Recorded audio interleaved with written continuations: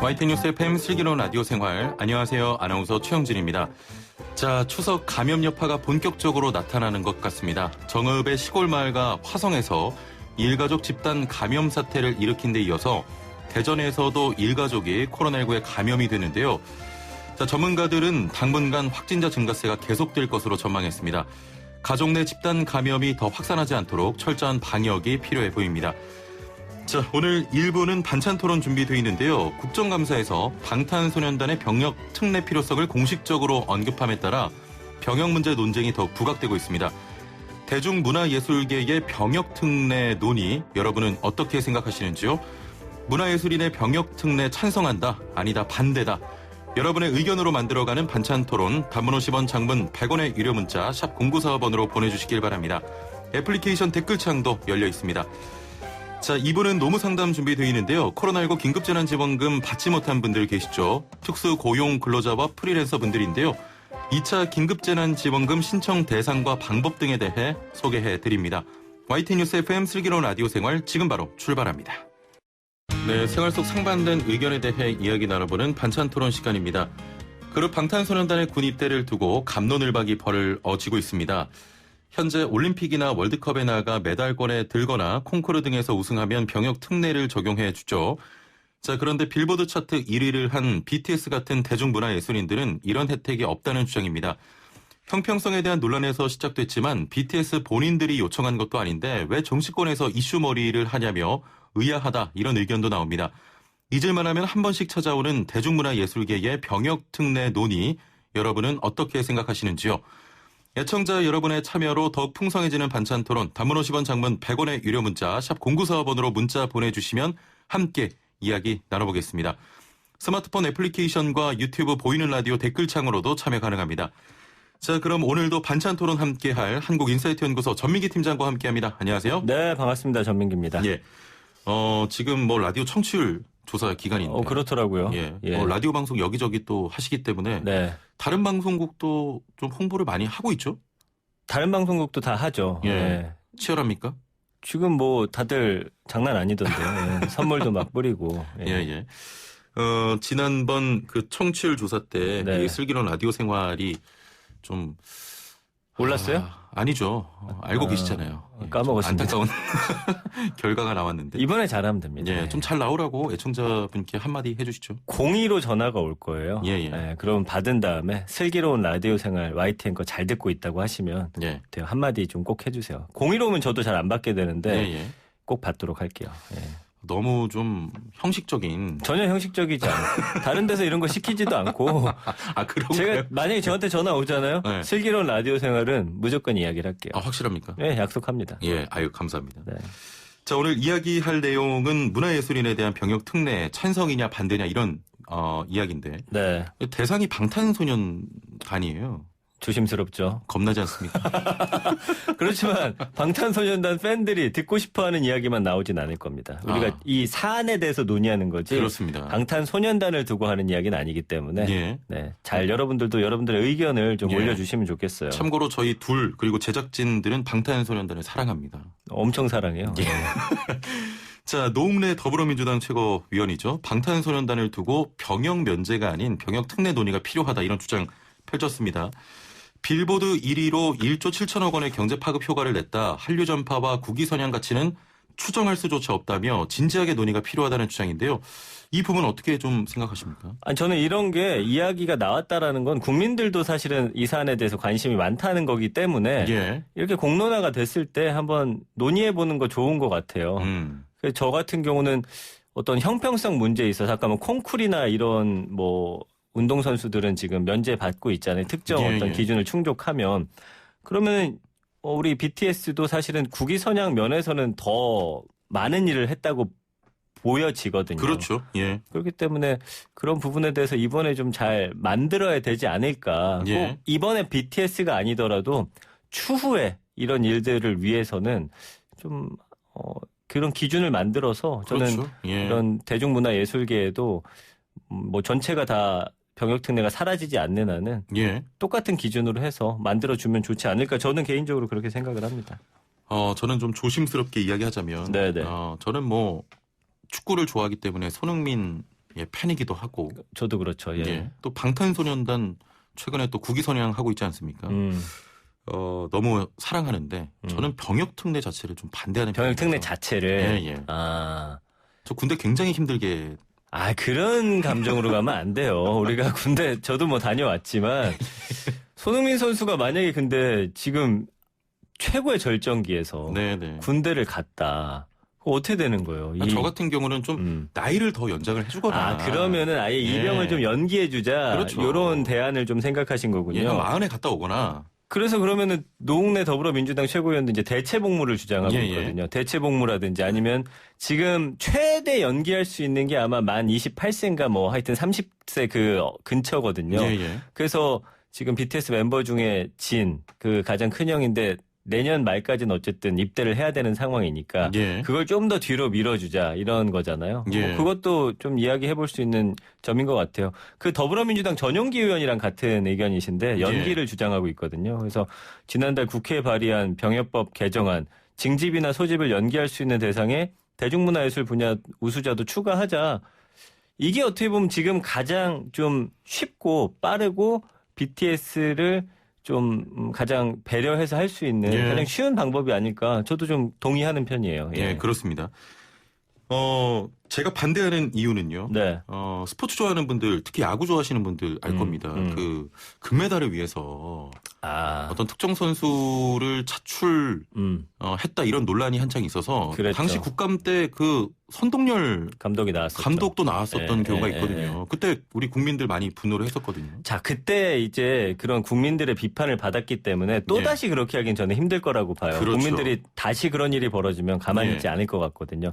결국에는 이런 법이라든지 이런 게 변하는 거는 전 국민들의 어떤 감정 자체가 변화할 때 이런 일들이 벌어지는데 물론 그 문제가 좀 제가 볼 때도 심각했어요. 뭐 5분 이상 뛰어야 된다고 해가지고 예선전에 내내 안 나오다가 예를 들어서 결승전 때 크게 이기면 잠깐 나가서 뛰고서 면제 받는다든지.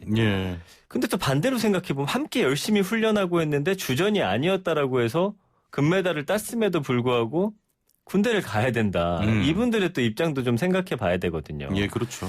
그러니까 그런 기준에 있어서 좀 더 세밀하고 그런 것들을 좀 잘 마련해야 될 것 같다라는 생각이 들어요. 근데 어쨌든 어떤 법안이 만들어지고 이게 추진이 되면 그런 사각지대라든지 꼼수라든지 이런 부분이 늘 남아있거든요. 존재하죠. 그런 부분을 좀 잘 도려내는 것도 중요하다고 생각이 듭니다.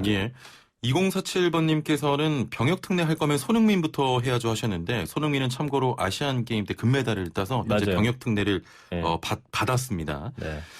자, 그 노웅래 최고위원 같은 경우가 손흥민 선수의 사례를 비교하면서 대중문화예술계도 병역특례에 포함시켜야 한다 이런 주장을 펼쳤는데 일단 현행 병역 의무 특례 기준이 궁금하거든요. 자, 입영 대상자가 된 남성은 현행법을 보면은 28세까지 입대 연기가 가능합니다. 뭐 고등학교 이상의 학교에 다니고 있거나 연수기관에서 정해진 과정을 이수 중인 경우 또 국위 선양을 위한 체육 같은 우수자의 경우거든요. 그 1973년에 이게 시작이 됐어요. 박정희 정권 시절에 병역 의무의 특례 규제에 관한 법률에서 시작이 됐고 이때만 해도 우리나라가 굉장히 선진국으로 도약하기 위한 여러 노력들을 함에 있어서 뭐 올림픽이라든지 이런 국제 대회에서 뭔가 금메달을 따는 선수들이 굉장한 국위 선양을 하던 시기였거든요. 지금은 약간 BTS 같은. 그래서 아마 이런 법이 그때 만들어진 거예요.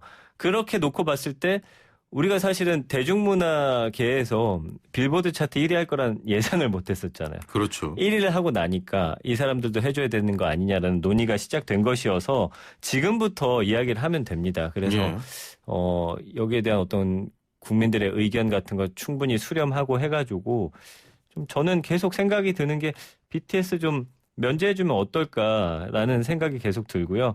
그 1988년에 서울 올림픽 앞두고서 이제 명문화가 되거든요. 전문 연구 인력, 예술인, 체육인을 대상으로 하고.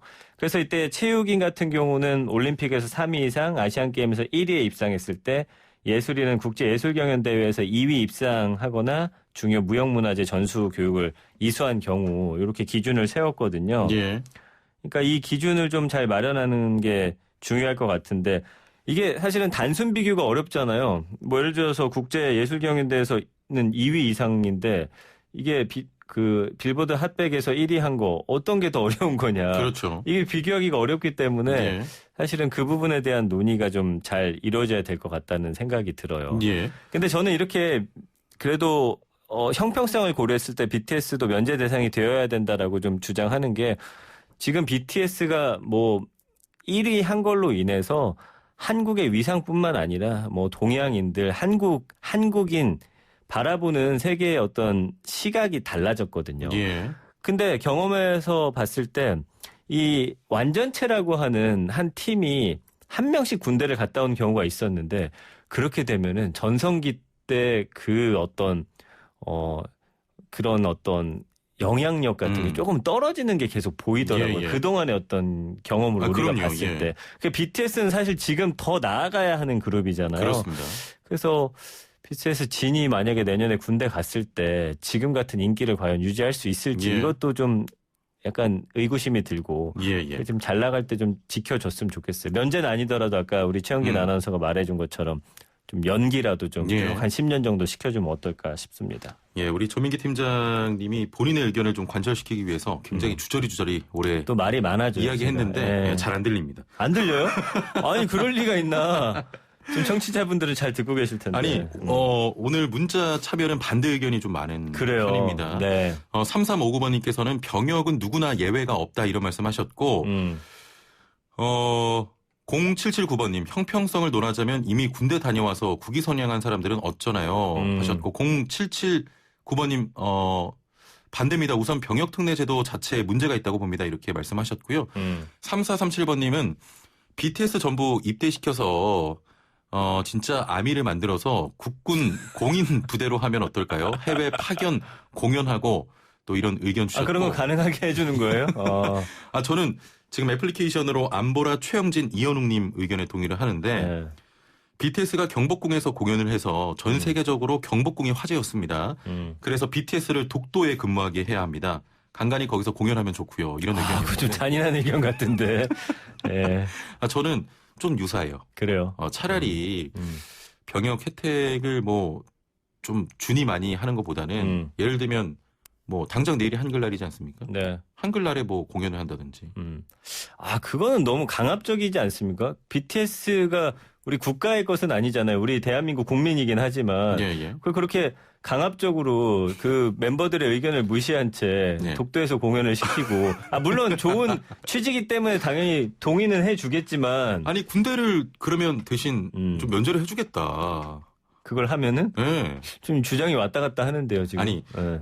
군대에서 2년 근무하지 말고 그 대신에 대체 복무 같은 거군요. 3일절에 그럼 거기서 발생하는 수익은 다 국고로 환수가 되는 거죠. 그렇죠. 그 부분이 좀 문제가 될 것 같아요. 예. 워낙 버는 액수가 좀 남다르기 때문에. 예. 그래도 뭐 군대 가는 것보다는 또 이런 활동을 통해서 네. 다른 쪽으로 국위 선양을 할 수 있는 그런 게 좀 필요하다고 봅니다. 네네. 수긍을 잘 안 하시는 것 같습니다. 그거 좀 그럴 바에는 그냥 한 명씩 돌아가면서 갔다 오면서 BTS를 따로 유지하는 게 낫지 않을까 저는 그런 생각이 드네요. 점점 이야기하다 보니까 네.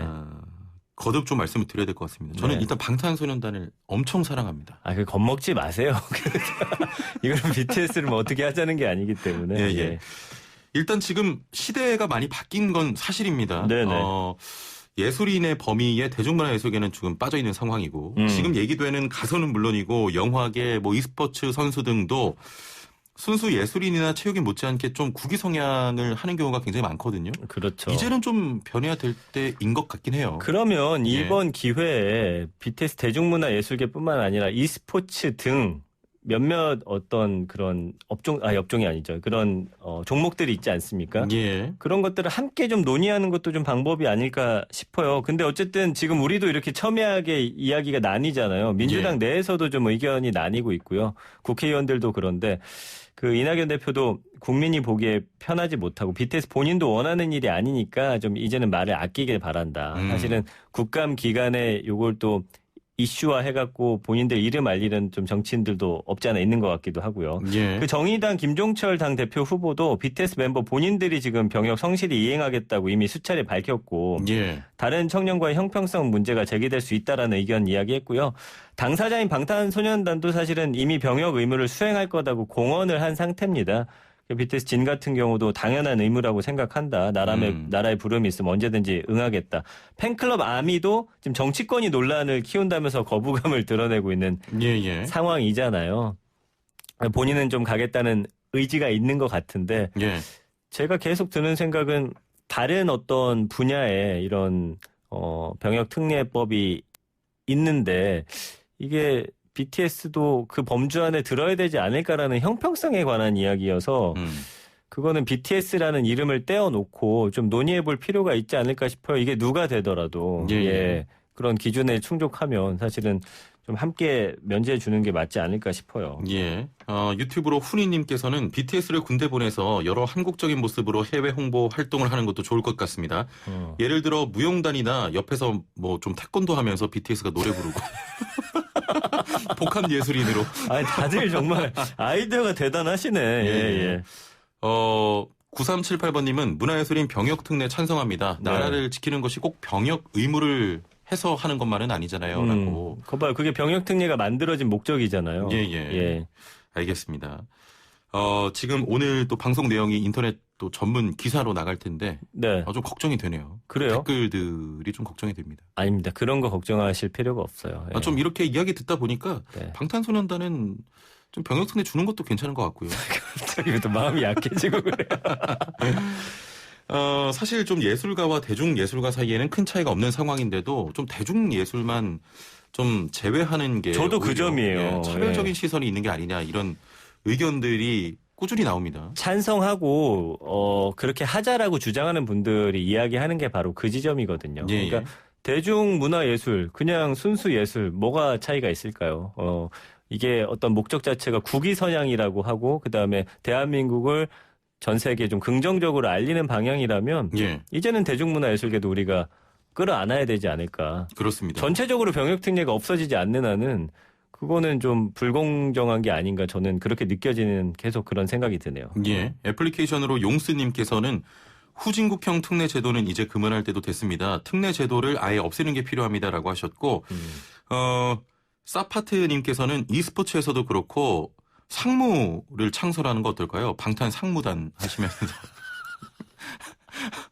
왜 스포츠에 상무팀 있잖아요. 아니 저기 군대 안에도 그거 있긴 있잖아요. 있죠. 연예인 지원단이 있는데 그거보다도 좀 해외에 활동할 수 있는 그런 다른 부대를 좀 창설하는. 자, 그러면 2년이잖아요. 수익 때문에 그래요. 이 돈을 어떻게 할 것이냐가 좀 문제가 될 수 있어요. 국고에 귀속을 시켜야죠. 근데 이번에 그렇게 따지면은 빅히트 엔터테인먼트 저기 공모하고서 상장되면은 거기 투자한 분들은 어떻게 합니까? 그렇긴 하죠. 또 그런 문제가 있네요. 4203번님께서는 저보고 마음 약해지지 말라고. 그러니까 의견을 말하는 데 있어서는 저는 다양한 의견들이 존재하는 게 맞다고 봐요. 그리고 한쪽 의견이 나와 생각이 다르다고 해서 이게 예를 들어서 최영진 아나운서가 BTS를 싫어하고 그런 거 아니잖아요. 이 사안에 대한 이야기이기 사랑하죠. 때문에 이거는 다양한 의견이 나오는 게 맞다고 봅니다. 없으면 잠을 못 자요. 저는 단언컨대 확실히 말씀드립니다. 병역특례 이제는 좀 없어져야 될 것 같고요.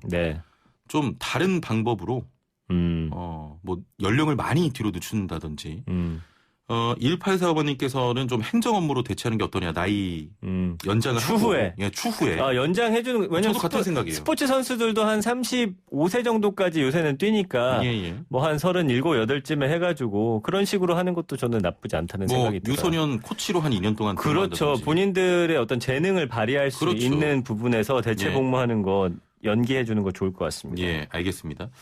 자, 이제 마지막 질문을 좀 드려봐야 될 것 같은데요. 국민적 공감대를 갖춘 명확한 기준에 대해서 먼저 좀 논의가 돼야 될 것 같습니다. 만약 이런 기준이 마련돼서 대체 복무를 한다면 복무 형태에 대해서도 논의가 필요할 것 같은데 참 형태가 다양하지 않습니까? 아니 여기 의견 나온 거 보니까 정말 여러분들 대단하세요. 아까 독도에서 복무하게 해서 독도가 한국 땅이라는 인식을 심어주자 이런 의견도 나왔잖아요.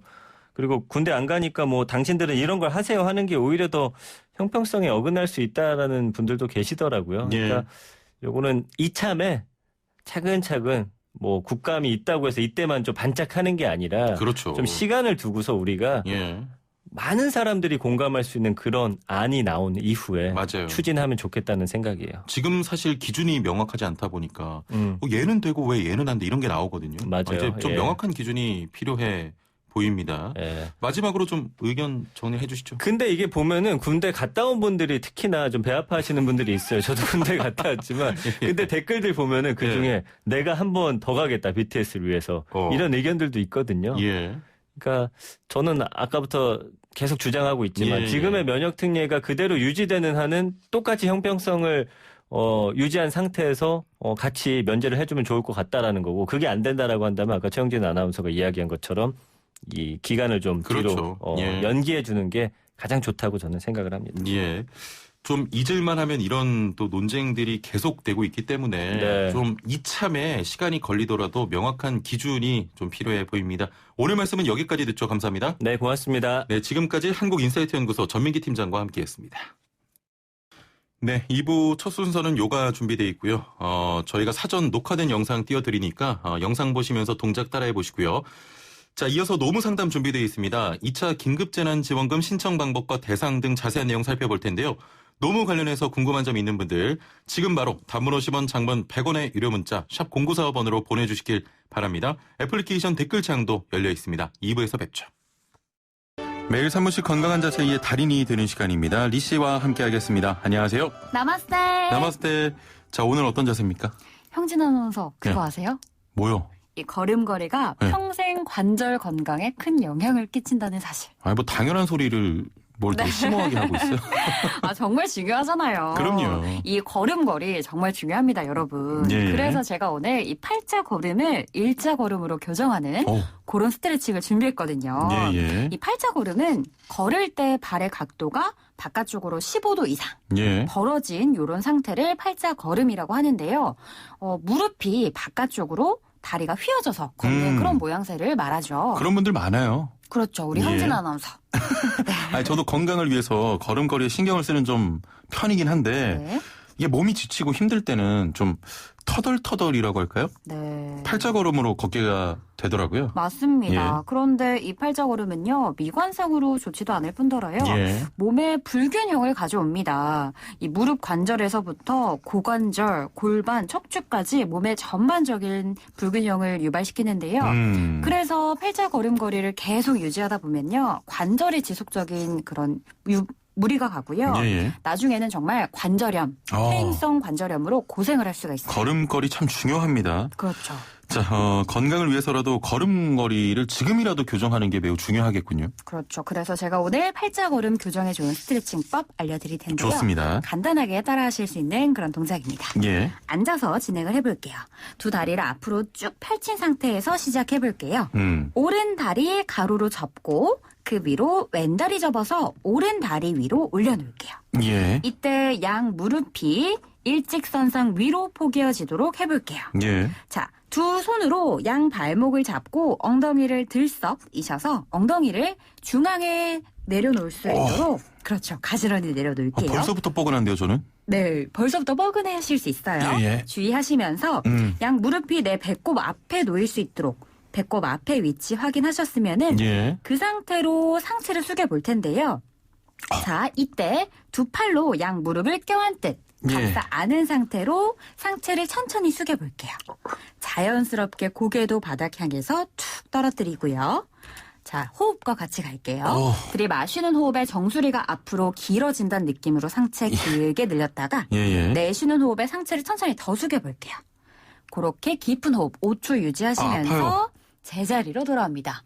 골반의 자극 굉장히 느껴지시죠? 아니, 와, 엉덩이 골반 쪽 통증이 너무 심한데 이 상체가 잘 안 숙여지거든요. 네, 이렇게 우리 형진 아나운서처럼 상체가 잘 안 숙여지시는 분들 혹은 골반 통증이 너무 느껴지시는 분들은요. 평소에 이 골반이 불균형하신 분들인 거예요. 그래서 이런 분들은 나도 모르게 평소에 팔자 걸음걸이를 하실 수 있는 분들인 거죠. 제가 그러면 참 몸의 균형이 안 좋았던 거군요. 맞습니다. 팔자 걸음걸이를 하신다는 것 자체가 골반이 불균형한 상태라는 거거든요. 우리 형진 아나운서 정말 빠지지 않죠. 네.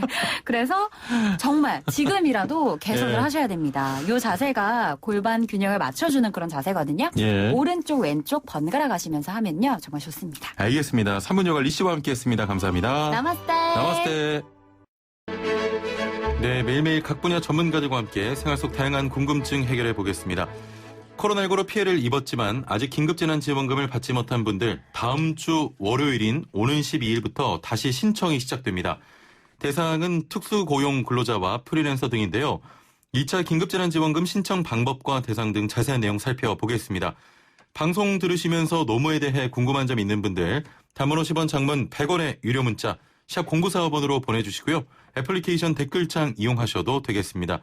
자, 오늘도 함께 말씀 나눌 분 모셔보죠. 소나무 노동법률사무소 김효신 노무사와 함께합니다. 안녕하세요. 네, 반갑습니다. 예, 노무사님과는 네. 그 이전에 오뉴스 때부터 지금까지 참 오랫동안 방송을 하고 있는데 네네. 어김없이 또 청취율 조사 기간이 찾아왔습니다. 네. 좀 잘 나오라고 애청자분께 한마디만 해주시죠. 네, 뭐 전화 가시면 항상 그 YTN 라디오 슬기로운 라디오 생활 잘 듣고 있다. 꼭 라디오 말씀해- 생활이라고 하면 안 됩니다. 라디오 생활입니다. 라디오 생활 잘 듣고 있다. 말씀해 예. 주시면 되겠습니다. 알겠습니다. 자, 오늘 방송도 잘 부탁드리고요. 네. 최고의 코너입니다. 이 코너가. 자, 추석 전에 2차 긴급고용 안정지원금 50만 원을 받은 특수 형태 종사자 프리랜서가 약 45.5만 명이라는 발표가 있었습니다. 네. 이 전체 다 지원이 된 겁니까? 전체는 다는 아니고요. 그냥 예. 1차 지원금 받으신 분들이 약 50만 명 정도 되신다고 해요, 현재까지. 예.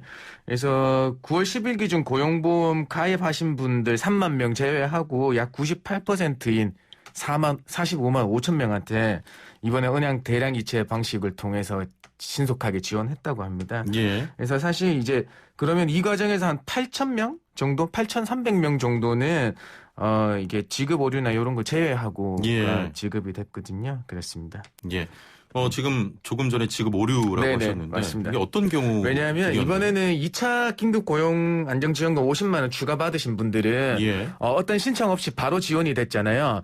1차 때는 사실 본인 명의의 계좌를 본인이 신청해서 받으신 분들은 그대로 지급이 됐을 텐데요. 예. 계좌주가 상이한 경우 1차 때 받으시긴 했는데 본인 명의 말고 다른 명의의 계좌로 받으신 분들을 이번에 못 받으셨어요. 그 경우하고 그다음에 장기 미사용 계좌로 분류된 경우 그다음에 적금 계좌로 분류된 경우에는 대량 이체 방식에서 오류가 난다고 하거든요. 그래서 그거 신속하게 확인해서 지급한다고 하니까요. 신청해 주시면 될 것 같아요. 뭐 한마디로 좀 잘못된 경우 계좌가 다르거나 그렇죠. 미사용 계좌가 있거나 네, 맞습니다. 이렇게 지급 오류로 받지 못한 분들은 어떻게 되는 겁니까? 그래서 아까 말씀드렸다시피 1차 지원금 받았지만은 뭐 계좌가 타인명이거나 아니면 그 당시 때 지급받은 계좌를 이제 변경 신청을 하셨는데 홈페이지로 하신 게 아니라 전화로 하셨거나 아니면 통장 사본을 팩스로 보내주신 경우에도 이게 그 전산상에 제대로 반영이 안 돼 있었던 모양이에요. 그렇기 때문에 어제 오후부터 오늘 6시까지 우리 그 긴급고용 안정지원금 홈페이지에 들어가셔가지고 저기 추가로 신청해 주시면 돼요. 이거는 뭐 모바일로 되지는 않고요. PC로만 가능하다는 좀 말씀드리고요. PC로? 네, 맞습니다. 근데 지금 이제 사실 이제 받으셨는데 PC로 신청하다고 보니 주민등록번호 오류가 나시는 분들이 간혹 가다가 있으시는 거예요. 뭐 검색 안 되거나 또 휴대폰 본인이 실명이 안 되거나 휴대폰 본인 그 명의가 아니라서 그러니까 오프라인 신청도 받고 있으시니까 굳이 지금 오늘 6시까지 가까운 고용센터 방문하셔서 신청해 주시면 되겠습니다. 알겠습니다. 네. 좀 이런 사용이 어려우신 분들은 오프라인으로 방문을 하셔서 실명 인정만 해주시고 또 자기 계좌만 적어주시면 되니까 방문해 주시면 되겠어요. 추석 전에 방송했을 때 1차 지원금 못 받은 분들도 있었지 않습니까? 네, 맞아요. 이분들 포함해서 다 지급이 된 건가요? 뭐 전체 지급된 것이라고는 말씀을 못 드릴 것 같아요. 왜냐하면 노동부에서는 이제 발표하기를 지금 1차 지원금에 대해서 이의 신청하신 분들이 있다. 이분들에 대해서는 아직 지급하지 못했다. 이 제기에 대해서 뭐 부지급 말고 지급으로 다시 확정이 나면 전체 다 지급하겠다는 거고요. 그다음에 계좌정보 불일치 아까 8,000명 정도 빼놓고는 다 지급됐다고 발표를 했거든요. 그래서 제가 뭐 기사 나오는 것보다 댓글 쭉 보면 현재는 지금 1차도 못 받았는데 이런 댓글은 사실 조금 안 보이더라고요. 그래서 다 지급받지 않았을까? 그런 생각하고 있습니다. 이게 추석 전에 지급을 목표로 하다 보니까 네. 2차 긴급고용 안정지원금에 대해 혼란이 좀 많은 것 같아요. 맞습니다. 정리를 해 주시죠. 네, 4차 추경 통과되고 나서 갑자기 추석 전에 지급을 완료하는 맞아요. 목표로 가지고 있으니까 잘 소개를 못 해드렸는데요. 두 가지 형태로 운영되신다고 보면 돼요. 첫 번째는 1차 때, 그러니까 1차 긴급고용 안정지원금 받으신 분을 대상으로 한 추가 50만 원 지급이고요. 그다음에 두 번째는 1차 때 어떤 경우에서든 매출 감소 요건을 못 맞췄거나 아니면 1차 때 신청을 못 했거나 이런 경우가 계시는 분들에 대해서 신규로 10월 10일 이후부터 신청을 받기 시작합니다. 예. 네. 이번에 신규 신청할 수 있는 프리랜서 자격 요건은 어떻게 됩니까? 대상 요건, 자격 요건은 똑같습니다. 그러니까 프리랜서에 해당, 특고 종사자나 프리랜서에 해당돼야 되고요.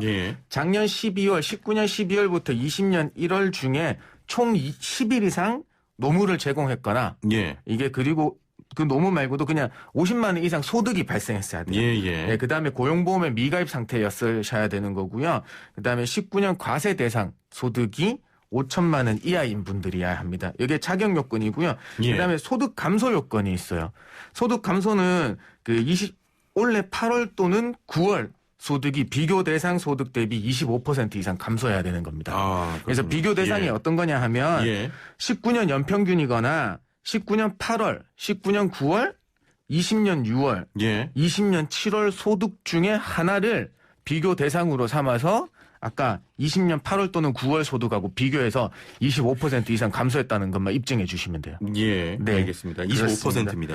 그런데 이게 신청하면 다 드리는 게 아니고 조금 변수가 있는 게 그러니까 신청 인원이 워낙 많아서 예산 범위를 초과할 경우가 발생할 수 있다는 걸 가정해서 이때는 연소득, 소득 감소 규모나 소득 감소율을 따져서 종합적으로 고려해서 지급한다고 하니까 일단은 전체 신청하면 요건이 맞으면 전체가 다 지급되는 것입니다라고 단정해서 말씀드릴 수는 없어요. 이게. 네, 그렇습니다. 알겠습니다. 네. 지금 소득 비교 25% 좀 감해야 된다 이런 말씀하셨는데. 네, 감소돼야 되는 거예요. 네. 9676번님께서는 저는 개인 사업자고요. 청소일 하는데 1차 지원금 못 받았어요. 19년 평균이랑 올해 평균 비교해 보니까 20만 원 정도 차이가 나는데 저는 결국 못 받는 건가요?라고 하셨거든요. 이번에 2차 때서는 1차 못 받으셔서 이제 2차 때 받으시려고 하면 긴급 고용 안정 지원금이 아니고요. 이분은 개인 사업자라고 하시니까 소상공인 세희망 자금 쪽으로 신청을 해 주셔야 돼요. 그래서 이분께서는 이번에 소상공인 세희망 자금에서 문자를 못 받으신 경우에 해당되는 것 같아요. 그러니까 그 신청도 못 하셔서 이제 질문을 주셨겠죠. 그러니까 요거는 확인 지급 대상일 수도 있으니까 15일 전에 그 확인 지급 대상에 대해서 언제 신청하고 요건을 어떻게 마련할 것인지에 대해서 발표를 하니까 조금만 더 기다려 주셔야 될 것 같아요. 알겠습니다. 네. 자, 소상공인 세희망 자금 지급도 추석 전에 많이 이뤄진 것으로 알고 있는데 1차 문자를 받긴 했는데 추석 전에 신청 못했거나 또 문자 못 받으신 소상공인 분들은 어떻게 해야 됩니까? 그렇죠. 지금 이제 문자를 받았는데 못하셨던 분들은 10월 말까지 온라인으로 신청 가능해요.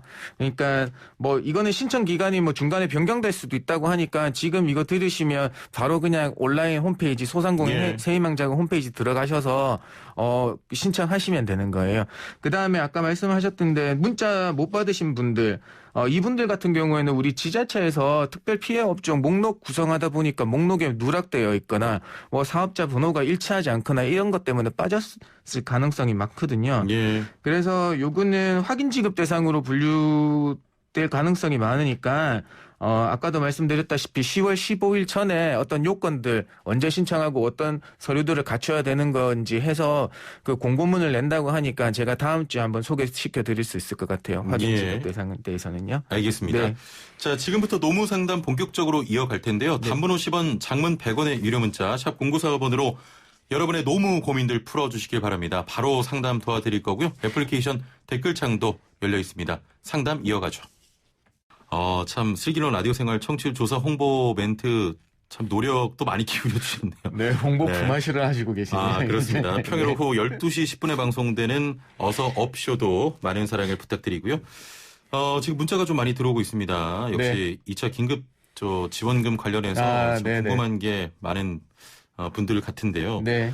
8289번님, 네. 사업자가 있어서 소상공인 지원금을 받은 프리랜서 방과 후 강사입니다.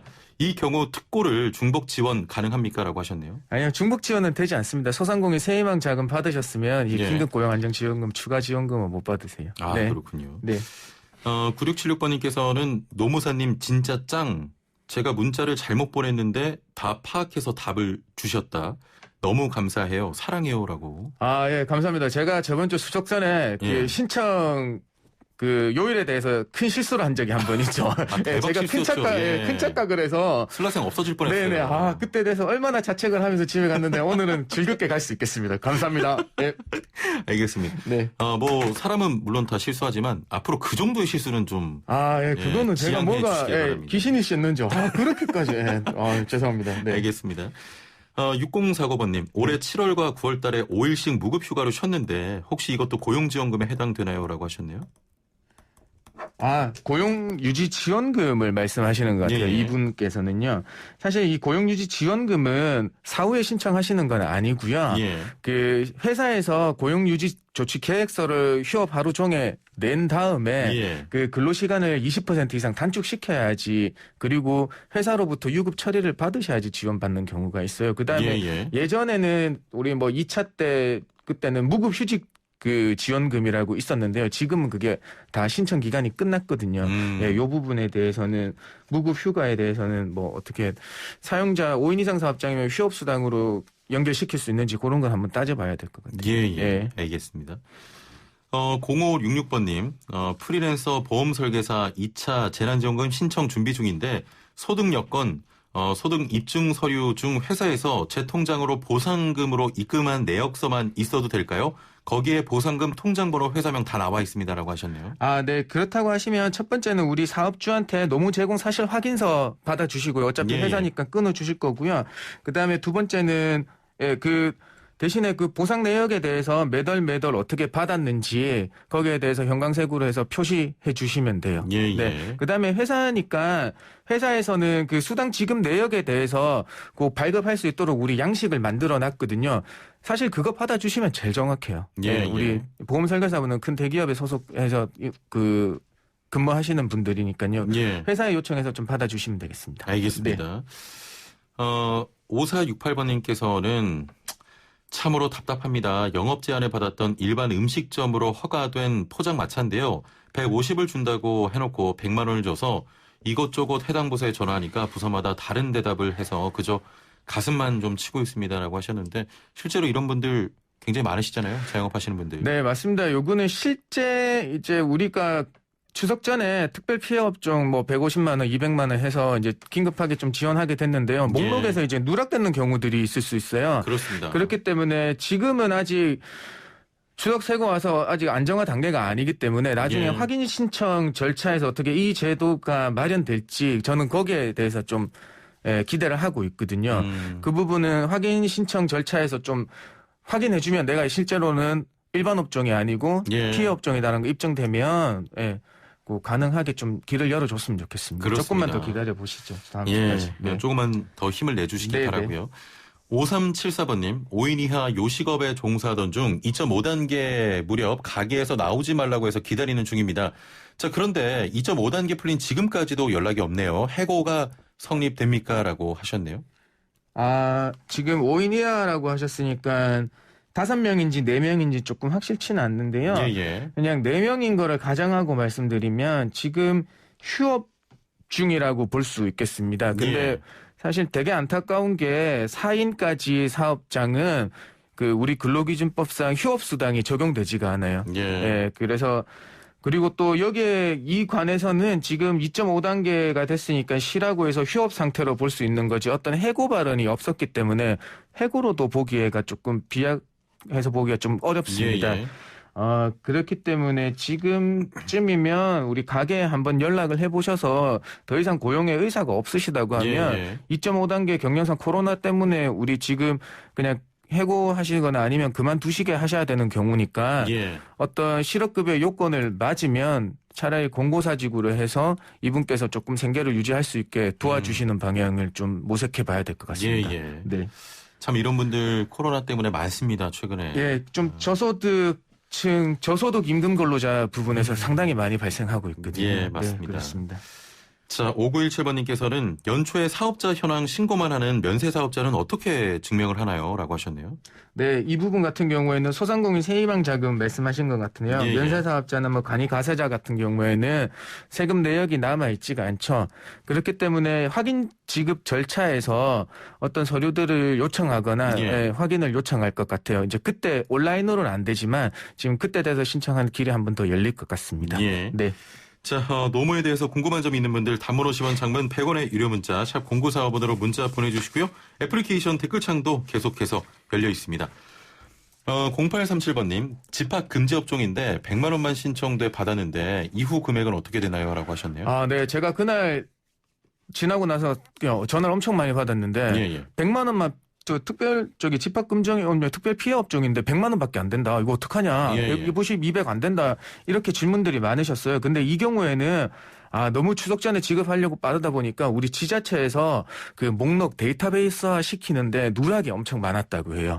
네, 그렇기 때문에 지금 그 특별 피해 업종 데이터베이스를 보완하고 있으니까 그때는 지금 100만 원은 받으셨을 테고 나머지 부분에 대해서는 보완해서 순차적으로 지급한다고 하고 있습니다. 그다음에 안 되면 다시 확인 신청 절차에서 거기에 대해서 우리가 피해 업종이나 더 집합금지 업종에 대해서 충족시키면 받으실 수 있어요. 지금 일단 오류가 좀 있었던 것으로 보이고요. 이게 왜냐하면 지자체 목록 형성하는 과정에서 엄청난 오류들이 목록 누락이 많은 것 같아요. 그렇습니다. 네, 그렇기 때문에 그거는 조금 아까도 말씀드렸듯이 사람이 하는 일이니까 완벽할 수가 없잖아요. 조금 뭐 단기간에 하다 보니까 조금만 좀 시스템이 완성될 수 있을 때까지 조금 기다려 주시죠. 곧 될 것 같아요, 다. 아니 위에서 좀 싸우는 시간을 줄이고 좀 이런 기반을 강화하는 것을 오랜 시간을 두고 좀 탄탄하게 만들어가면 이런 오류가 없을 텐데 윗분들이 너무 좀 싸우다 보니까 뭐 제가 뭐 정책 결정하시는 분들에 대해서 뭐 어떻게 말씀드릴 수는 없지만 사실 집행에서 지금 일선에서 계시는 분들은 상당히 고생하고 계시거든요. 근데 민원인들 같은 우리 받으셔야 되는 분들 같은 경우에도 진짜 잔뜩 받을 거 기대하고 있는데 잘 안 되니까. 그래서 제 생각에는 홍보를 하실 때 조금 더 디테일하게 해주셨으면 좋겠어요. 앞으로 이런 제도들이 나올 때요. 너무 급하게 시행이 되다 보니까 이런 오류들이 발생하는데 조금 덜 받으신 분들 지금 체계화가 되고 있다고 하니까 조금만 기다려 주시길 바라고. 3289번님 문자 받고 신청하려고 했는데 지급 대상이 아니라고 나옵니다. 이 경우는 사업장이 그 명의로 사업장이 여러 개 가지고 있는 계신 분들이 있어요. 개인 사업장이나 뭐 자기 이름으로 되는 여러 사업장을 운영하시는 경우에는 그 안 되는 사업장을 번호를 넣으시니까 안 나오는 걸 수도 있거든요. 그래서 다른 거 만약에 명의가 있으면 다른 걸 한번 다 한번 보시면 되겠습니다. 그렇기 때문에 아까 말씀드렸다시피 연매출이 4억 이하야 되는 거고요. 그다음에 소상공인 규모 기준에 해당하는 사업장 번호를 넣어야 되는 거예요. 그렇고 그다음에 매출액 및 근로자 수가 아까 소상공인 5인 미만 사업장에 넣어줘야 되는 그런 게 있습니다. 1296번님 저는 세탁소 하는데요. 1차 지원금 신청 못했는데 언제 신청 가능한지요? 라는 질문입니다. 다시 한번 좀 정리해 주시죠. 세탁소 하시는 분들은 거의 수입이 많지 않기 때문에 간이 과세자로 구분되어 있을 수도 있고요. 또 누락이 되어 있을 수도 있는데요. 이분 같은 경우에는 확인 지급 대상이다라고 말씀드릴 수 있어요. 문자도 못 받으셨기 때문에 신청 못 하셨다고 하니까 문자 받으셨는데 신청 못 했다고 하면 10월까지 온라인으로 신청하시면 되는 거고요. 문자도 못 받았고 아무것도 못 받았다 신청도 못 했다고 하면 15일 이전에 확인 지급 대상에 대한 공고문이 나온다고 하고요. 16일 이후에 신청이 개시된다고 하니까 다음 주 제가 방송할 때는 확인 지급 대상 어떤 분들하고 해야 될지에 대해서 안내해 드릴 수 있을 것 같아요. 조금만 더 기다려 주시면 되겠습니다. 알겠습니다. 자, 오늘도 뭐 풍성한 노무 상담 시간이 됐던 것 같습니다. 오늘 말씀 감사합니다. 네, 고맙습니다. 소나무 노동법률사무소 김효신 노무사와 함께했습니다. 자, 거듭 말씀드립니다만 지금은 라디오 청취율 조사 기간입니다. 02로 시작되는 번호로 전화가 오면 일단 받으시고요. 라디오 뭐 듣고 있냐고 하면 YTN 라디오 슬기로운 라디오 생활 잘 듣고 있다고 해주시길 바랍니다. 부탁드리고요. 참고로 제가 이동형의 뉴스 정면 승부 나와서 이동형 프로그램 홍보했던 건 또 거기서 해야 되니까 한 거고요. 슬기로운 라디오 생활 잘 듣고 있다고 해주시길 바랍니다. 최영진이었습니다. 고맙습니다.